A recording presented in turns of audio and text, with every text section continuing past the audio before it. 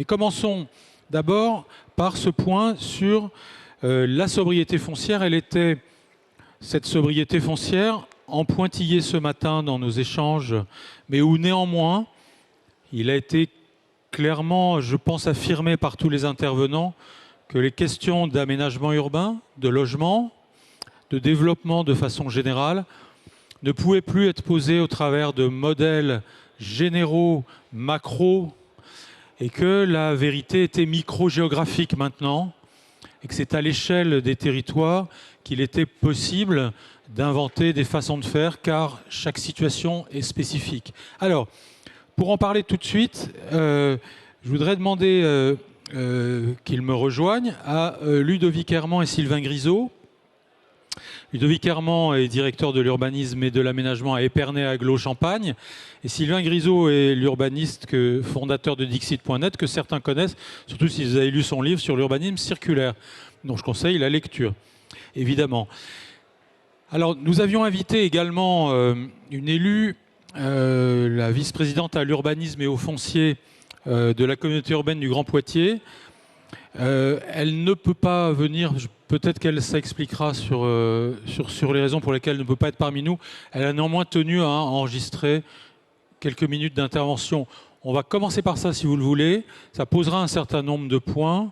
Et puis on va creuser dans le détail la question, enfin la démarche d'Épernay.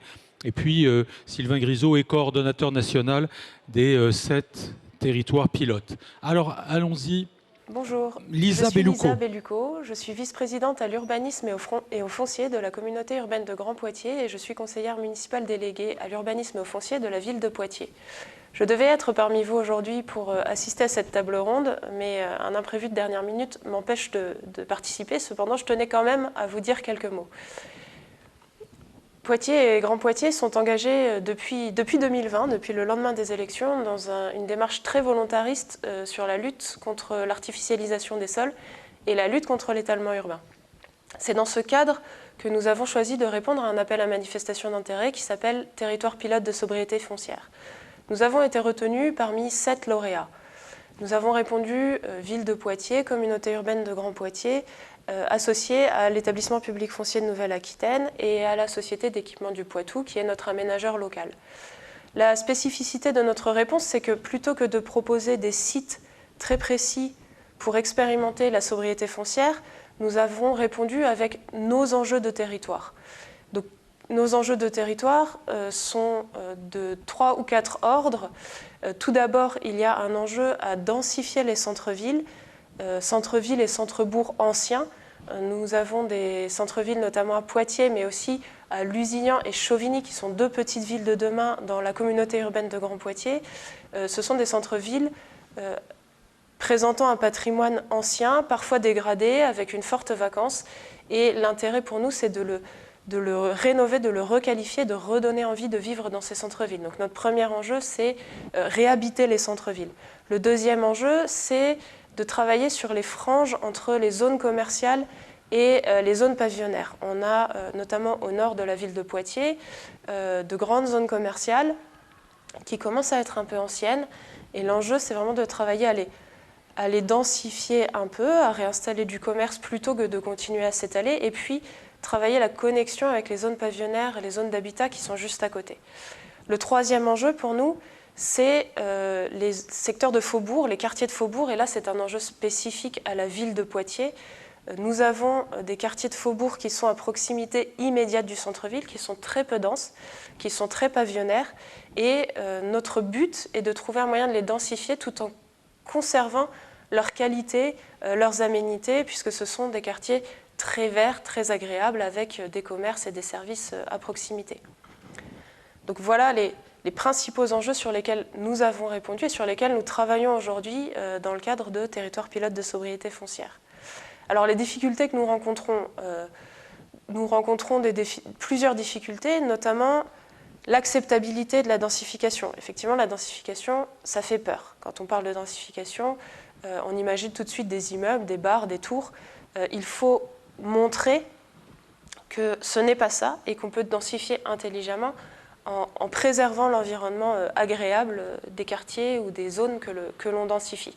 Alors c'est le premier travail que l'on a engagé, et la spécificité d'ailleurs de notre travail en tant que territoire pilote de sobriété foncière, c'est que nous avons instauré un travail de participation avec les citoyennes et les citoyens, et il y aura plusieurs ateliers auxquels participeront des associations représentatives des territoires étudiés, des représentants des comités de quartier, des lauréats d'autres appels à projets qui ont lieu sur la ville de Poitiers. Par exemple, l'appel à projets sur la qualité du logement de demain, nous avons la chance d'avoir 3 lauréats sur la ville de Poitiers.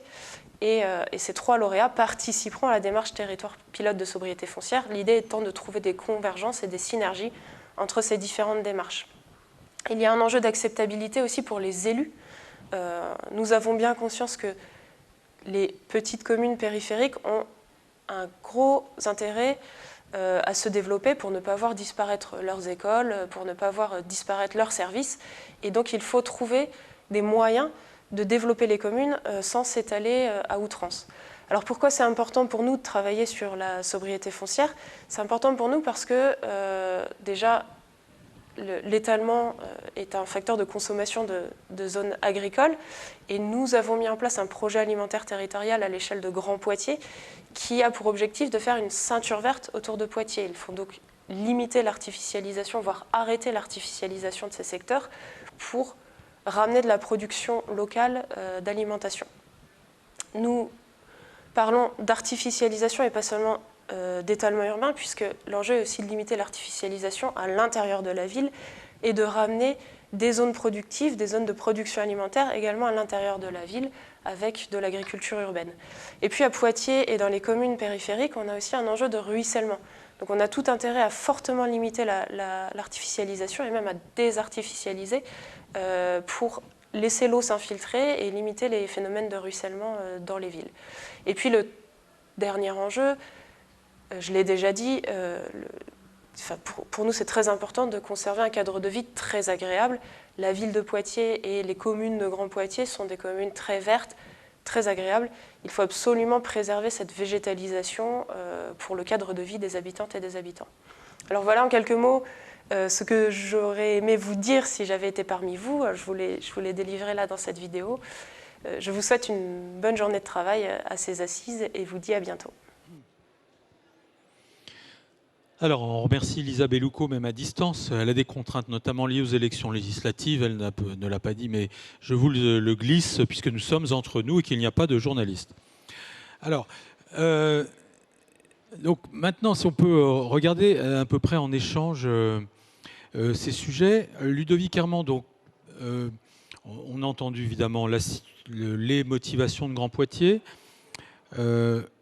À Épernay-Aglo, quelles sont les raisons qui vous ont poussé à candidater à cette expérimentation de territoire pilote de sobriété foncière? Au point de départ, il y a bien une idée, une envie. Ça marche tout seul normalement, vous n'avez à toucher à rien. C'est la régie qui s'en occupe. Il faut que vous parliez, je pense qu'ils vont... Non, pas encore. Non, je crois que c'est juste le bouton sur lequel il faut appuyer. Bonne couleur de micro. Le rouge marche, voilà. Oh ben, très bien. Bonjour à tous. Donc, alors effectivement, le témoignage que j'apporte aujourd'hui, c'est celui d'un territoire rural. Il faut tout d'abord préciser par rapport à ce contexte du foncier. Oui, on n'est pas à Poitiers, c'est beaucoup plus rural, effectivement. Comment? Donc c'est 47 communes pour un peu plus de 50 000 habitants et la ville-centre Épernay, à peu près 24 000 habitants. Avec 3 spécificités par rapport au foncier, un secteur forestier, un secteur viticole avec la zone AOC Champagne et donc des contraintes particulières en termes de foncier, et puis la plaine agricole qui a fait l'objet de la majeure partie de l'extension et de la consommation foncière. Alors quand l'appel à projet sort, il y a tout un tas de questions qui se posent à nous. La ville-centre est en démarche cœur de ville. Elle est aussi en réflexion pour la requalification d'un site assez important d'anciens ateliers SNCF, une surface qui n'est pas énorme, mais qui, à notre échelle, représente l'équivalent du centre-ville de la ville historique. Donc la ville-centre, qui elle est contrainte depuis longtemps, est déjà dans cette réflexion-là. À l'échelle de l'agglomération, on constate une consommation foncière on est sur une échelle d'environ 200 hectares et sur le même palier de temps, une perte d'habitants. Donc on voit bien qu'on est dans une situation où les lotissements, les extensions périphériques ne contribuent pas au développement du nombre d'habitants. On a en parallèle plusieurs bourgs-centres qui s'interrogent aussi sur leur dévitalisation. Ça suivra ensuite avec le lancement de PVD, ou de l'ORT. Petite ville de demain. Petite ville de demain, pardon, ou d'une ORT, revitalisation de territoire, sur une autre commune. Donc il y a tous ces sujets-là qui sont en train de se poser à nous. On a du coup, en réflexion en interne, la création d'un observatoire du foncier, parce qu'on constate qu'on ne connaît pas bien le foncier, où sont les potentialités, et qu'à chaque fois qu'un document d'urbanisme est en cours d'élaboration, la réflexion se fait plus par opportunité que par réflexion globale. On n'a pas vraiment de stratégie à ce moment-là. Ça, par exemple, cet observatoire, c'est un des outils apportés par la démarche à laquelle vous avez candidaté. Donc vous cherchiez des solutions, si je comprends bien, à une situation de fait dont vous n'aviez pas les outils pour la maîtriser. C'est ça. Donc effectivement, c'est la première étape de cette démarche pilote de sobriété foncière. On est accompagné par un bureau d'études spécialisé qui va nous constituer, c'est très prochain, un atlas du foncier qui, à l'échelle de la parcelle, va identifier l'ensemble du potentiel, alors les dents creuses et puis les capacités de densification en fonction de la morphologie, de la taille des parcelles. Donc on va disposer de cet outil vraiment à une échelle très très fine et complète, et on voit avec les premiers résultats que ça fait émerger un potentiel qui est très très important. Est-ce que, dès le départ, les élus de l'agglomération étaient convaincus de cette nécessité de la sobriété foncière ? Alors, c'est aussi un point important pour nous, cette démarche-là, c'est que quelques élus étaient très convaincus par cette démarche-là, et on veut aussi profiter de tout cela pour aller rattraper tous les élus par une pédagogie, par une explication. Alors déjà par cette identification, pour montrer par une étude précise, fine, le potentiel, et aussi, et c'est la deuxième phase finalement de cette étude, à travers ce qu'on appelle des sites démonstrateurs, d'étudier la faisabilité. Alors c'est pas juste une esquisse architecturale, c'est vraiment la faisabilité complète en fonction de l'historique de la parcelle et de ce qu'on pourrait y faire, avec un volet, une réalité aussi économique, de pouvoir montrer aux élus ce qu'on peut faire. C'est pas le tout de dire voilà, on ne se développe plus, on ne s'étend plus, mais quelles solutions on peut proposer. Donc c'est aussi à travers cela qu'on veut communiquer, concerter un maximum, et c'est en cours et on sent qu'il y a une évolution, clairement, petit à petit. Vous avez identifié combien de sites potentiels ? Est-ce qu'ils sont très différents les uns des autres ? Alors on a 5 sites démonstrateurs, donc 2 qui sont situés dans la ville-centre, et puis 3 qu'on a souhaité dans les bourgs-centres, soit des petites communes, pour avoir des choses vraiment spécifiques. Donc un corps de ferme sur une surface importante qui est délaissée, une ancienne activité, une parcelle de propriété communale, d'anciens ateliers communaux. Voilà, c'était le choix d'avoir 5 sites différents, avec une vocation différente, pour avoir un panel assez élargi de faisabilité, là aussi pour alimenter la réflexion des élus avec des éléments concrets. C'était un des points qui pour nous est le plus important. Donc là, vous êtes en phase d'établissement de projets sur les 5 sites révélés par votre analyse foncière. Oui. Vous avez été appuyé par l'établissement public foncier du Grand Est ou pas, non ? Alors sur cette étude-là, non. Le PF intervient sur la Berge de Marne, les ateliers SNCF que j'évoquais pour la ville d'Épernay, et on est en discussion sur d'autres sites, mais pas pour l'étude pilote de sobriété foncière. On est accompagné d'un bureau d'études qui nous accompagne, et puis du retour d'expérience des 6 autres territoires, ce qui est aussi un point important de cette démarche-là, puisque Sylvain va l'évoquer, mais les territoires sont différents, mais c'est intéressant parce qu'il y a des points communs, malgré que les territoires soient très très différents. Quel premier enseignement vous tirez ? Là, vous en êtes à un stade intermédiaire. Vous allez nous parler de la prochaine étape. Déjà, est-ce que c'est très compliqué d'en arriver au moins là ? Un atlas foncier. J'en parle parce que des EPF, l'EPF local de Savoie, par exemple, en met un en place. Enfin, c'est un des sujets manifestement clés. Mais vous nous en parlerez, Sylvain Grisot, peut-être. Qui est le point de départ d'une démarche. Alors, vous avez des premiers enseignements sur l'atlas foncier, oui, effectivement, c'est que ce qu'on envisageait de faire il y a 2 ans, on aurait pas pu faire Ouais. ce niveau de détail Oui, d'accord. sans cet accompagnement, puisque je l'évoquais, c'est un territoire rural où il n'y a pas d'agence d'urbanisme, on est accompagné il n'y a pas de CAE, on est notre service et c'est tout. D'accord. Donc on ne serait jamais arrivé à ce détail et cette finesse d'études. Et les enseignements, c'est que le potentiel foncier, on en connaissait une partie, mais le potentiel dit invisible, il est très très important sur des territoires comme les nôtres. Alors, Et le second, pardon, et le excusez-moi, second, je vous coupe la parole. le second enseignement, c'est que c'est pas une surprise, mais c'est un sujet très sensible, puisqu'à l'occasion des 5 sites démonstrateurs, sans les nommer, mais voilà, en les présentant, certains pouvaient être reconnus assez facilement. Ils l'ont été par les propriétaires qui, et pour un site en particulier, a déclenché beaucoup de problématiques. Dès lors qu'on a émis l'hypothèse d'étudier, c'était déjà La mutation du très site. compliqué et on va sans doute devoir abandonner ce site démonstrateur tellement la tension est forte entre les propriétaires et nos élus. Il y a un enjeu de négociation avec les propriétaires fonciers quand la collectivité ne peut pas devenir propriétaire. En plus, là, c'est vraiment une étude.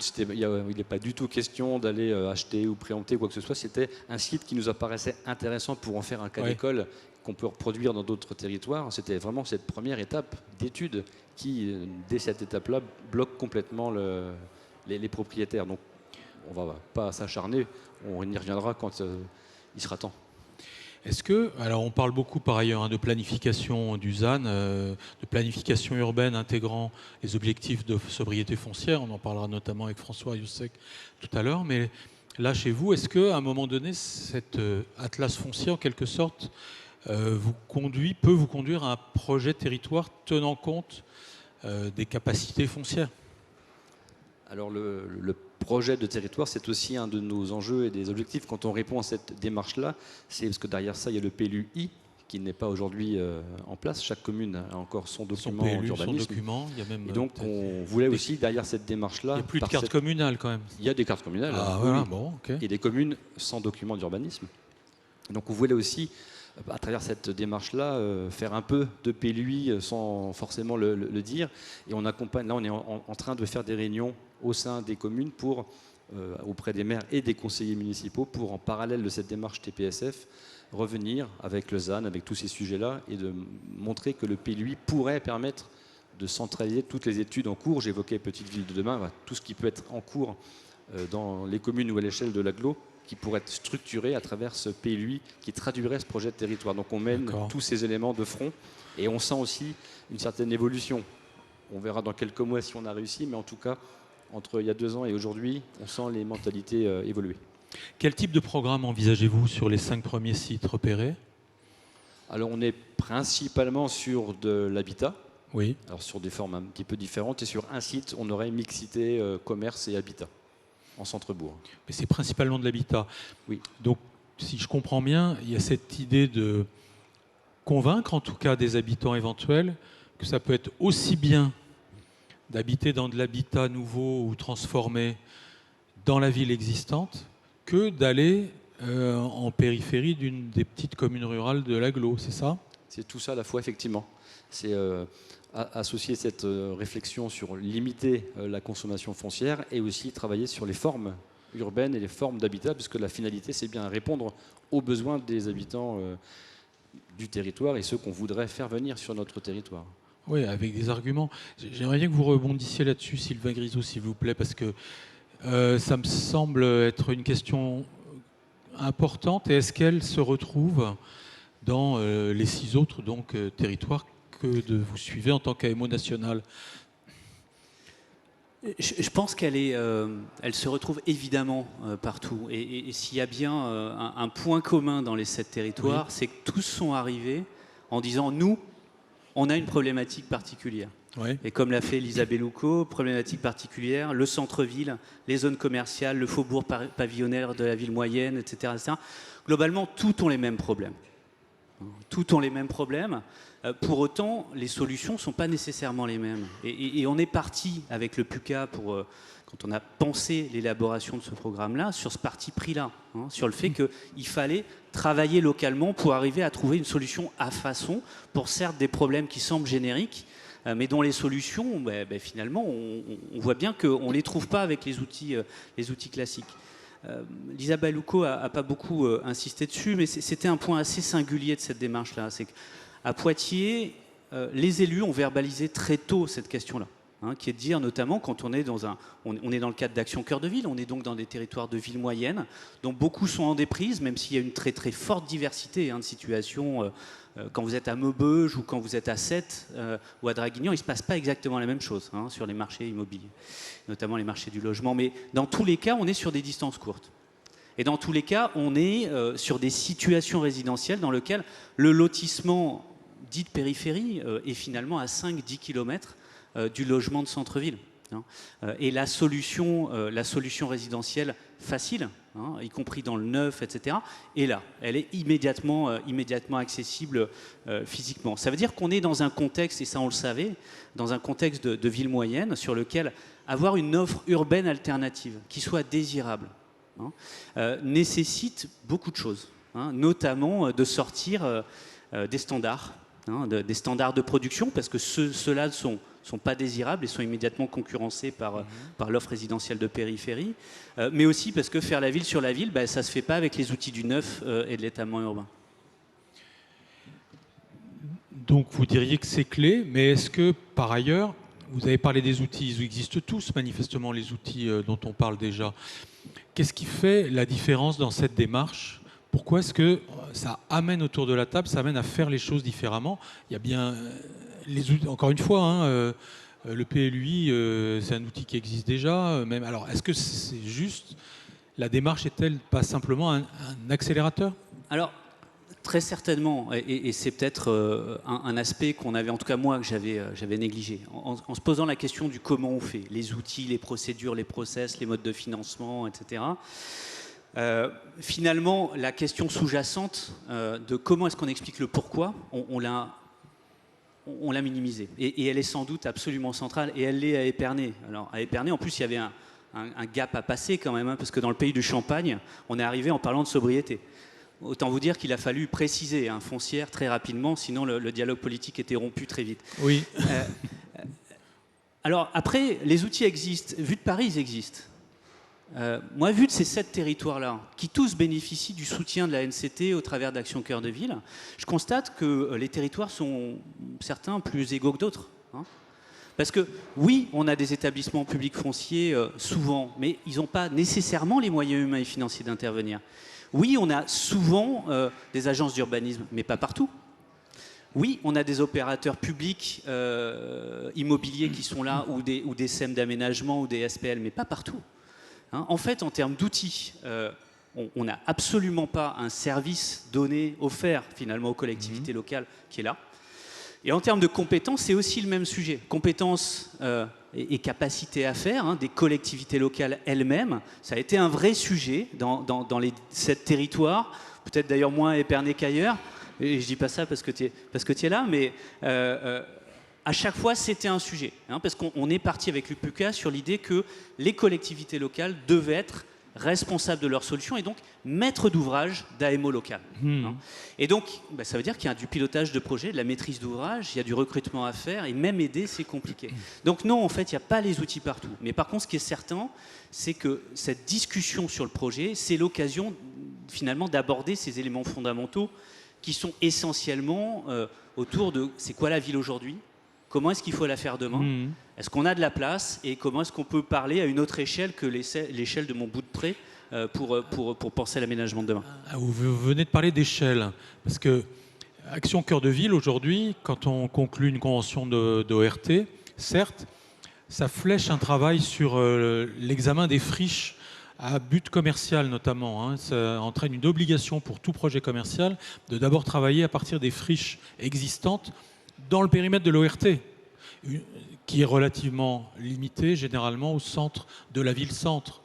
Donc ce que j'entends quand même dans ce que vous dites tous les deux, c'est que là, les territoires pionniers, en tout cas expérimentaux, travaillent à une autre échelle. Est-ce que c'est pas permettre ce travail à une autre échelle qu'Action Cœur de Ville, qui est déterminant et qui mène d'ailleurs au projet de territoire et à la planification de la sobriété foncière ? Alors, TPSF, territoire pilote de sobriété foncière, c'est bien un dispositif qui est mené dans le cadre d'Action Cœur de Ville. Du Certes, programme certes, Action oui, Cœur de Ville. Roland Bouchel-Blaiseau me l'a rappelé ce matin. Voilà. Pour que j'oublie pas de le dire, mais vous l'avez dit. Mais en effet, très tôt, avec le PUCA, Oui. on a défendu ce parti pris, qui était de dire qu'on ne pouvait pas parler de sobriété foncière, on ne pouvait pas finalement parler aménagement du territoire, du territoire vécu en tout cas, en étant à l'échelle communale. Et ACV s'adresse essentiellement à la commune-centre, voire même à la figure du maire. Et donc il nous fallait parler à l'intercommunalité, parce que autant je ne suis pas persuadé que l'intercommunalité soit la bonne échelle pour penser l'aménagement d'un territoire, autant je suis absolument certain que la commune n'est pas la bonne échelle. Et donc on est arrivé finalement un peu au milieu du système en disant oui, on est dans le cadre d'ACV, mais non, on a besoin de s'adresser via le PCI, non seulement à la commune-centre, mais aussi à sa périphérie. Parce que autour de la ville moyenne qui a des soucis, il y a souvent une périphérie qui, ma foi, se porte plutôt bien, qui accueille les habitants, issus notamment du centre, qui accueille les commerces, etc. etc. Et donc finalement, c'était bien l'idée d'engager, au-delà de projets, d'engager une conversation à une échelle qui a sans doute plus de sens à la fois sur le vécu des habitants, mais aussi sur l'aménagement de nos territoires, une conversation sur l'usage des sols. Moi, ce que j'appelle la clé des sols, et à un moment qui permet simplement de recentrer et de repenser les débats. Et on voit bien que cette conversation, elle est engagée, elle a été, pour le coup, magnifiquement saisie à la fois par les élus et les techniciens chez vous, pardon, sur Épernay, sur l'agglo d'Épernay, justement, comme étant un sujet qui permet de remettre finalement le sujet du PLUI au goût du jour. On a d'autres territoires sur lesquels il y avait des cycles de consommation foncière extrêmement intensifs, comme à Draguignan, et TPSF est finalement le support d'une conversation sur une négociation territoriale autour de la sobriété foncière. Donc oui, ça pose les bonnes questions et on voit bien qu'au travers des projets, au travers de sujets concrets, y compris des difficultés concrètes, finalement on aborde les vrais sujets qui sont des sujets de collaboration. D'accord. Donc ça c'est le moteur. Et vous avez parlé un petit peu des difficultés, des obstacles. On a entendu que c'est pas parce qu'on flèche une ferme abandonnée que les propriétaires de la ferme abandonnée sont prêts à faire quoi que ce soit. Enfin, à l'étape d'après, on aborde d'autres obstacles. Vous en identifiez d'autres à l'échelle de l'expérience ? En fait, on est un peu au milieu du gué là. On a fini globalement la phase 1, qui est une phase de recensement. Alors les 7 territoires vont tous à leur rythme, mais on a justement cet enjeu de capitalisation. On l'a pas assez dit, on est bien sur une démarche d'expérimentation. C'est pour ça que le PUCA est présent aussi dans la démarche, parce qu'on connaît l'objectif. Cette sobriété foncière, c'est quoi ? C'est finalement faire le zéro artificialisation net, mais en continuant de faire la ville. C'est les alternatives concrètes pour le coup à l'étalement urbain. On connaît l'objectif, mais on ne connaît pas le chemin. Donc on est en train de tester les choses et on voit là où ça passe pas, en fonction des territoires, qui chacun prennent leur chemin propre. Et on a d'ailleurs la semaine prochaine un grand moment de capitalisation avec à la fois les chefs de projet, les agglos, mais aussi toutes les ingénieries qui sont mobilisées. Une réunion de réseau la semaine prochaine. Alors c'est plus que ça, on est vraiment sur un huis clos, sur lequel on va mettre les choses sur la table. L'idée étant de dire qu'on expérimente donc. On a un devoir, une responsabilité qui est de dire aux autres, à ceux qui ne sont pas engagés, ce qui marche, mais aussi ce qui ne marche pas. Parce que je pense qu'il faut qu'on arrête de communiquer sur les grandes réussites et qu'on parle enfin vraiment aussi de ce qui pose problème, de façon à lever les verrous et avancer. Mais on peut parler aussi de ce qui marche, Ludovic Herman par exemple. Bon, vous nous avez parlé des 2 fonciers sur lesquels il peut y avoir des réticences des propriétaires actuels. Est-ce que sur les autres, vous, en tant que directeur de l'aménagement, de l'urbanisme, vous êtes convaincu que vous allez peut-être pouvoir envisager des typologies de logements qui combattraient en attractivité celles des périphéries des villes secondaires ? Comment vous voyez ? Est-ce que vous voyez déjà, vous, au moins à votre échelle, vous, de responsables ? Alors les sites démonstrateurs, au-delà de celui qui pose souci, ont des caractéristiques qui vont permettre de réfléchir à proposer un habitat qui va concurrencer. Qui serait de quel type ? Alors sur nos communes rurales, on va être principalement sur l'habitat individuel, simplement sous une forme qui doit être un peu différente. Mais l'objectif, c'est bien de répondre aux besoins des familles. Et l'attente principale est la maison individuelle. Mais tout l'enjeu, c'est de proposer ce logement-là, mais pas ce sous la logement-là, forme de... mais en zone constituée, en zone agglomérée. Et dans la plupart, on est en plein cœur d'un village, ouais. Ouais, intéressant. Oui. Sylvain Grisot, je crois que le département de Loire-Atlantique avait lancé un sondage sur lequel on puisse s'appuyer. Non, c'est pas eux, je confonds. Ah oui, on peut. Oui, c'est intéressant sur, non pas, pour une fois on a changé la question, d'habitude on pose la question aux Français, est-ce que vous préférez habiter la petite maison dans la prairie ou une cage à lapins? Voilà, c'est intéressant ce sondage. Ouais. Là on a changé, c'est qu'est-ce qui caractérise un logement de qualité, et on retrouve les 3 questions avant. C'est quoi pour vous un logement de qualité? Ça serait quoi, c'est ça? C'est du calme, c'est un accès à l'extérieur et c'est de la proximité. Alors c'est pas aujourd'hui ce qui fait la ville ou les villages, hein, ou l'espace urbain, parce qu'on n'a pas le calme. Aujourd'hui, on n'a pas systématiquement l'espace extérieur, mais c'est clairement ce que devrait être la ville. Parce que la proximité, c'est bien la définition de la ville.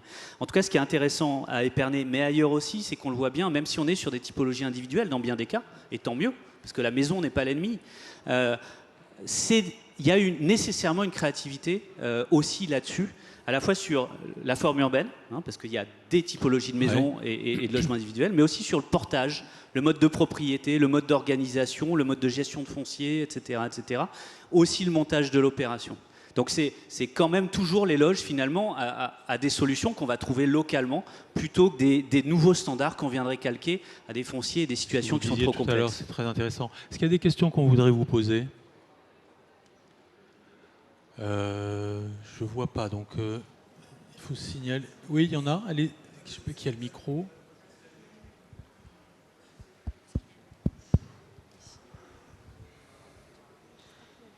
Oui, c'est bon. Allez-y. Oui. On parle des opérations cœur de ville. Moi, je suis peut-être un petit peu de la vieille école déjà, mais ce que j'aimais beaucoup dans les agendas 21, c'était la concertation, la capacité pour les habitants à s'emparer du projet. En plus, on parle de cœur de ville. Le cœur, c'est quelque chose qui fait appel à l'émotion, à l'affection. Comment vous faites participer les habitants? Une question. Madame Bellucco l'a évoqué rapidement, mais elle n'est pas là pour répondre. Ludovic Herman. J'ai deux exemples. Alors, c'est pas directement dans la démarche pilote de sobriété foncière, mais c'est dans les petites villes de demain et l'ORT où on a organisé des réunions, alors plus qu'une réunion publique classique où on présente quelque chose, vraiment des ateliers de concertation et participatifs qui ont plutôt bien fonctionné. On ne savait pas trop. Encore une fois, ce sont des petites communes et les gens se sont mobilisés de tous les âges et de tous les quartiers de la ville et se sont montrés intéressés et ont alimenté la réflexion les élus ont retenu certaines propositions qui ont alimenté la convention ORT qui vient d'être signée. Donc il y a effectivement une attente sur ces questions-là, puisqu'on l'évoquait, densifier c'est une chose, mais il faut qu'on préserve le cadre de vie, les attentes des habitants qui sont aujourd'hui en place. Et il y a une attente et un intérêt que l'on sent plus important que quand on peut faire des réunions sur le PLU, par exemple, qui est un document réglementaire. Là, on a eu des choses beaucoup plus opérationnelles et participatives. Sylvain Grisot, c'est un ingrédient nécessaire des projets en sobriété foncière, cette question de la concertation? Alors, on va retrouver en fait un vrai intérêt de dialogue par le terrain. Par le micro finalement plutôt que par le macro. C'est ce que va expérimenter pour le coup Poitiers dans les prochaines semaines, en étant sur des sites et en travaillant justement sur ce qui peut faire un logement attractif, désirable dans la ville avec des habitants, avec les habitants du quartier, etc., etc. Donc oui, ça pose des questions de méthode très clairement, et là-dessus aussi il faut expérimenter. Très bien. Est-ce qu'il n'y a pas d'autres questions? Non, je crois pas. Bon, merci. On va accueillir François Rieussec. Je peux vous libérer. En tout cas, je retiens l'idée que le logement attractif, c'est le logement calme, avec des espaces extérieurs qui sont ceux de la ville, et avec la proximité urbaine. Ce qui est le propre de la ville. Merci beaucoup. À vous.